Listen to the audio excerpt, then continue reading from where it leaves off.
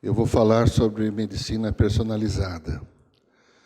Vocês ouviram muito esse termo já hoje, têm lido muitas coisas sobre isso, acredito que uns 2 anos para cá. Arthur falou sobre medicina sob precisão, ou a medicina mais precisa, não sei como traduzir para o português, que imbricam os conceitos um pouco, medicina personalizada e medicina de precisão. Eu penso que aquela medicina de guidelines, de algoritmo, de flechinhas,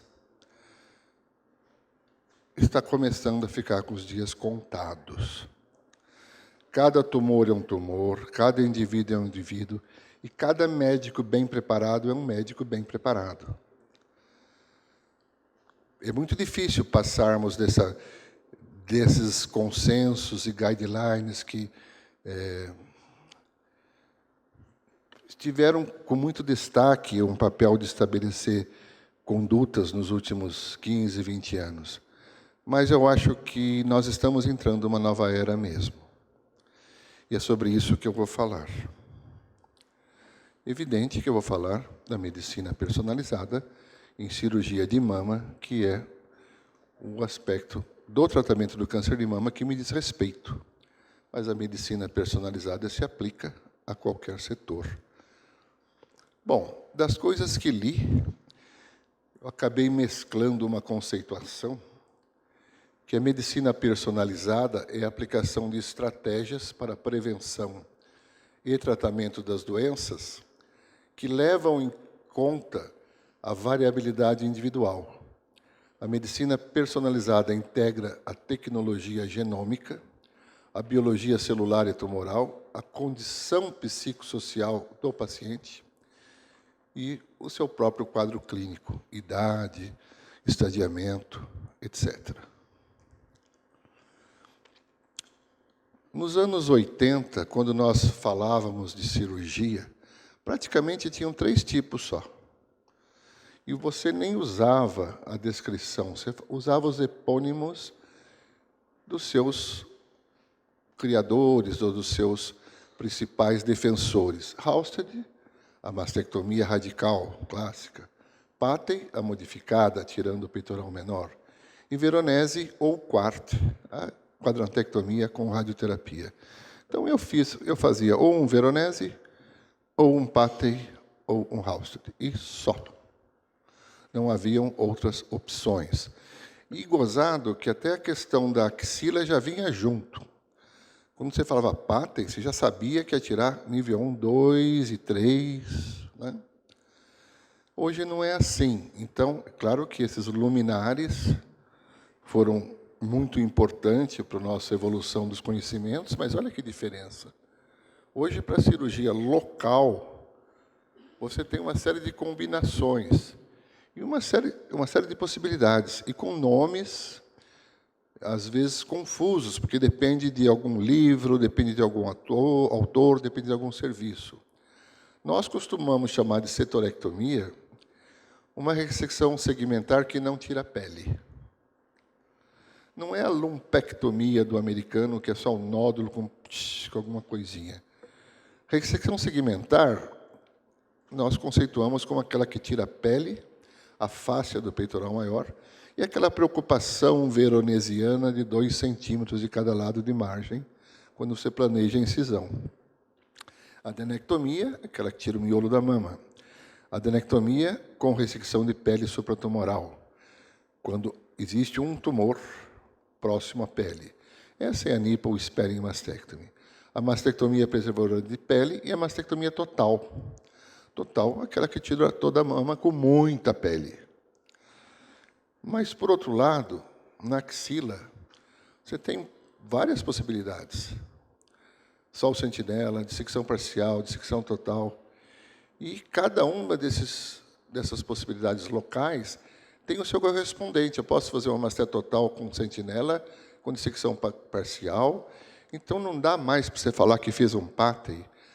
Eu fiz um Madden. O Madden é aquela que deixava os 2 peitorais. Nós temos que dizer o que fizemos para tratamento local, com o nome que você achar mais adequado, e o que fizemos para tratamento regional. Acresce-se ainda que, em alguns casos, personalizadamente, você deve fazer limpeza da fossa supraclavicular, principalmente depois de um tratamento quimioterápico, então entraria aqui também. Em alguns casos, você deve fazer biópsia de sentinela na mamária interna, principalmente quando o único sentinela mapeado foi na mamária interna. Então, as combinações são muito grandes. E na medicina personalizada, você pode aplicar esses conceitos de individualização por uma série de circunstâncias. Nas quimioterapias neoadjuvantes, por exemplo, nós somos muito mais liberais no tumor HER2 positivo, no tumor triplo negativo, que respondem muito mais a essas possibilidades de tratamento sistêmico antes da cirurgia. Eu, particularmente, sou só uma voz um pouco dissonante no tratamento da quimioterapia neoadjuvante para tumores pequenos. Tumores de 2 centímetros, por exemplo, triplo negativos, ou HER2 positivos, eu não vejo vantagem de começar com o tratamento sistêmico. Embora eu saiba que vai responder, eu não vejo vantagem. Porque se ia responder antes, vai responder depois. Se você vai tratar uma bola, você vai tratar a micrometástase também. E, isoladamente, o melhor tratamento, em 2015, para tratar câncer de mama, é a mão do cirurgião. Se tiver que usar um recurso, a mão com bisturi e tesoura, né? É pegar o tumor e jogar fora. Se for isoladamente, é um método melhor. Lembrando que, quando você fala, deve responder no triplo negativo, tudo bem, mas tem lá uns 15%, 20% que não responde também. O triplo negativo é um balaio de gato, tem o imunomodulador, que não responde, tem o receptor de androgênio positivo, que não responde. Eu gosto muito da Quetenel, especialmente no triplo negativo e HER2 positivo, quando eu vou conseguir diminuir a extensão de ressecção. Quando eu passar de uma quadranté para uma quadranté, qual é a vantagem? Mas o Felipe adora. O Felipe trabalha comigo no Sírio-Libanês, e o Max Mano, oncologista, fica falando assim no ouvido dele, e ele está achando que logo, logo ele vai precisar operar mais. Mas não creio, eu estou brincando. Mas eu acho que tumores até 3 centímetros, se a mama for um tamanho considerável, eu não vejo a vantagem de quimio neoadjuvante, porque não mudou até hoje o prognóstico. E faz muito mais bem-estar para a paciente operar de cara do que sofrer 5 meses. Será que porque ela acha que fica com medo. Agora, quando o tumor é grande, quando eu vou reduzir a extensão da cirurgia, é uma indicação maravilhosa. Eu estou dando uma opinião, né? Eu gosto muito de aulas que se faz uma excelente revisão da literatura. Eu podia mostrar todos os trials que falam. Aliás, não falam. Nenhum mostrou melhora de sobrevida fazendo quimioterapia neoadjuvante, ainda mais em tumor pequeno. Mas cada um é cada um. A adenectomia terapêutica, não vou me alongar, é uma opção excelente, mas para casos muito bem selecionados. A cirurgia de mama contralateral, muito boa, para mama jovem, densa, mamas que a mamografia não pegou um tumor, por exemplo. Como que eu vou acompanhar o outro lado? Mulheres com síndrome hereditária. Então, não dá para generalizar, está errado operar o outro lado. Temos que nos colocar do lado daquela paciente e também atender os seus pedidos. Hoje, cada vez mais, as jovens querem tirar a mama do outro lado. Doutor, eu não vou ficar satisfeita. Se o senhor não fizer a profilática do outro lado, eu vou procurar outro médico. Aí você vai falar, mas na meta-análise falou que o seu prognóstico não muda se você operar o outro lado. O que nós visamos na medicina é o conforto da paciente, porque a cura, quem cura mesmo mora no céu, não mora aqui na Terra. Nós, na medicina, estamos para aliviar o sofrimento. Aliás, medicina quer dizer aliviar a dor e o sofrimento. Medicare, né? Então, quem somos nós para contraindicar o que a mulher quer, desde que não seja também uma loucura? Biópsia de linfonodo sentinela parasternal, margens cirúrgicas e a conduta no LS positivo.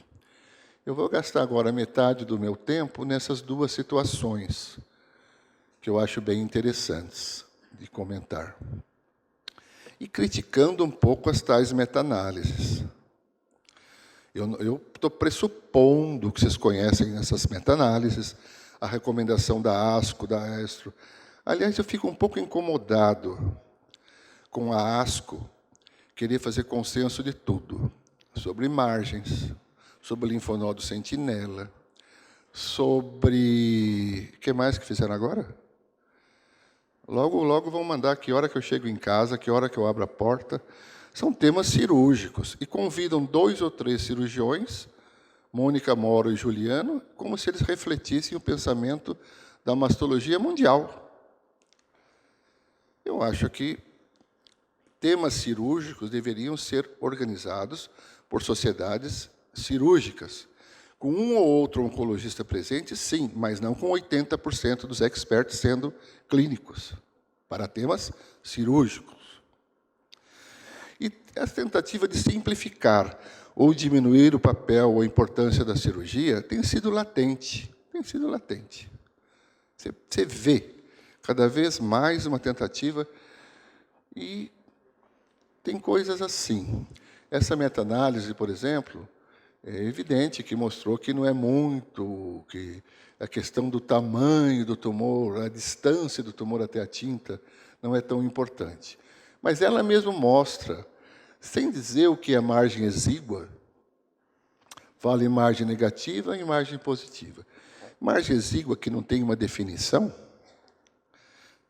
também foi a razão de chance maior do que 1.0. E isso aqui deu significante, mas deu pouquinho significante. Já falaram que não é. E também não diz para que lado, porque mistura tudo. É diferente essa medida com relação à profundidade, em relação à margem lateral, em relação ao CAP. Não, são medidas, sabe? Coloca tudo no balaio de gato e chama uma doutora muito inteligente, matemática, para fazer a conta. Bom, não é bem assim. A importância da recidiva local, nós sabemos que piora o prognóstico. Recidiva local dá muito mais em quem é HER2 positivo, em quem é tumor basaloide. Veja aqui, ó. Será que essas margens vai estar próximo da tinta, não está próximo da tinta? A coisa é tão simples assim, não tem que considerar subtipos? Um trabalho do Instituto Europeu de Oncologia mostrando para tumores pequenininhos, tem um MIC, ou tem um A, tem um B. Olha aqui, recidivas loco-regionais, no triplo negativo, no HER2. Então, ao que tudo indica, a abordagem de uma axila, a abordagem local, deve considerar o risco de complicar também. Não são todas as pacientes iguais. Na filantropia do Sírio e na minha clínica particular, eu somei 777 casos operados de 88 até março de 2005. Segmento mediano 6,2 anos, é bom. Veja, por exemplo, o quesito idade. Em mulheres que foram operadas com menos de 40 anos, 11,1% desenvolveu recidiva local. Todas essas fizeram cirurgia conservadora e radioterapia. De 40 a 50, 2,7%, e mais de 50, 3,8%. Então, a idade, além de HER2 e o triplo negativo, deve ser alguma coisa que tenhamos que prestar atenção.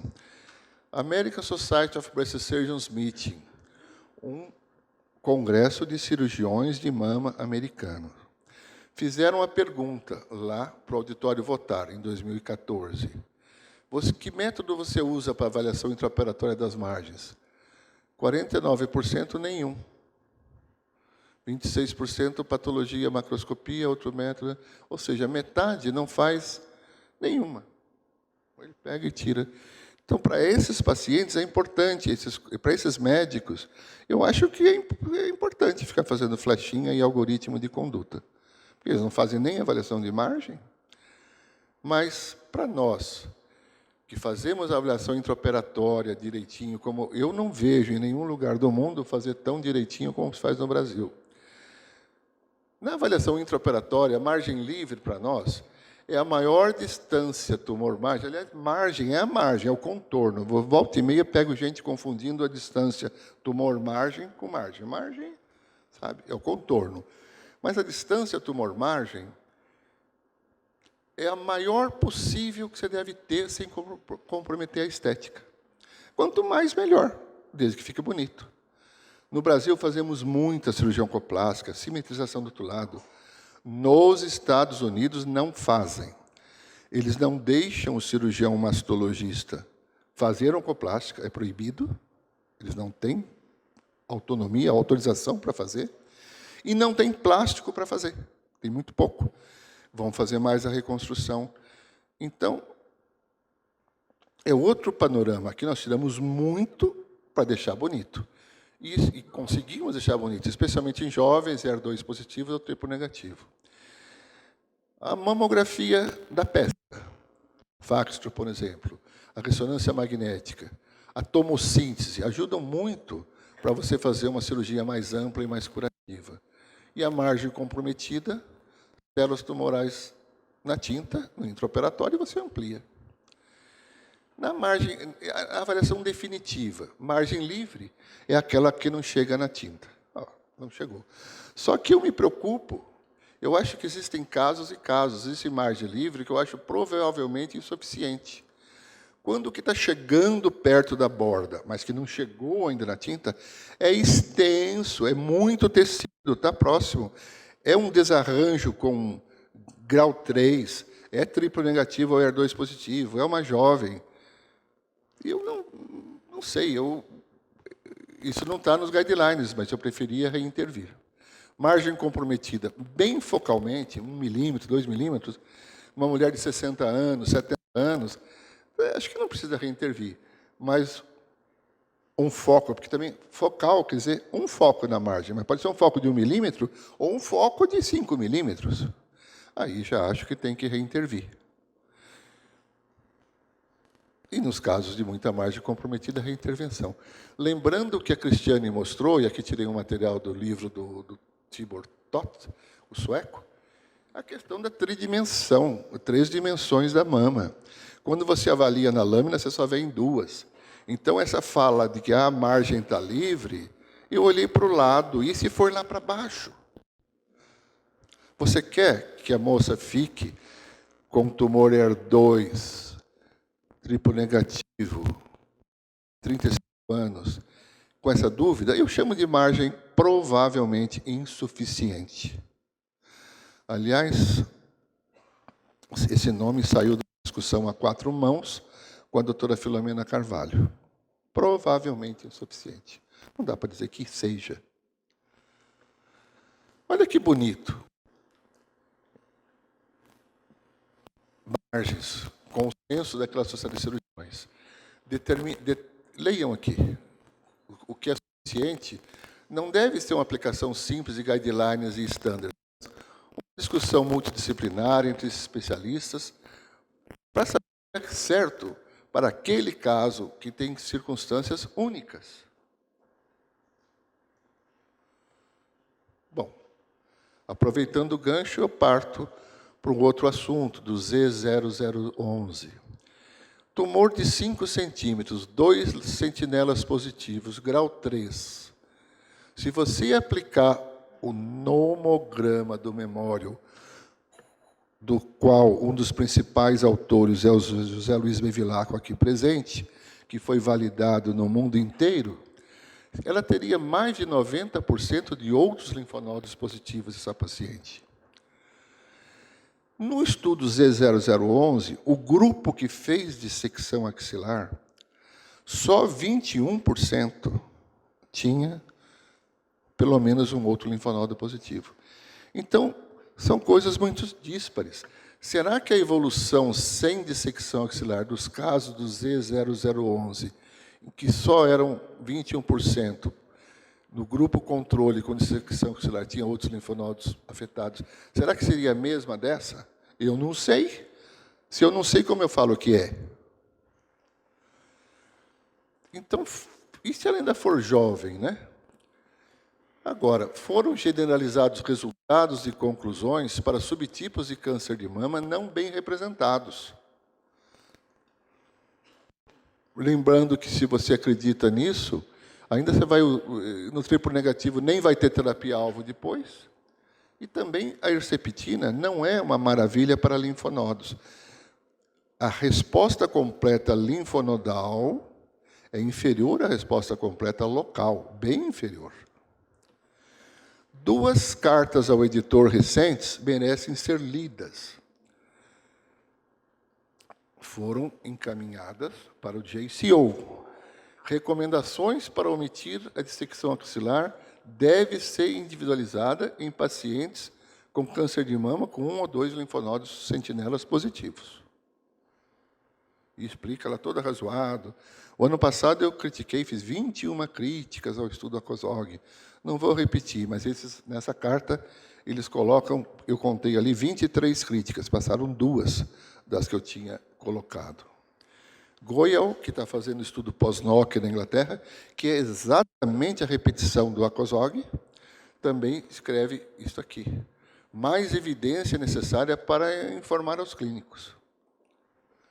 Hoje está sendo repetido o ACOSOG na Alemanha, no Japão e na Inglaterra. E um pouco diferente na Itália, no estudo SOUND, e na França. Aí já querendo avaliar se vale a pena fazer biópsia de sentinela também. Então, se tem gente muito boa pensando assim, não é porque tem uma recomendação de consenso capitaneada pela oncologia, sobre tema cirúrgico, o Arthur vai ficar bravo comigo, que eu tenho que aceitar, sabe? Que eu tenho que aceitar. Eu acho que eu posso aceitar o que eles falam aqui no final.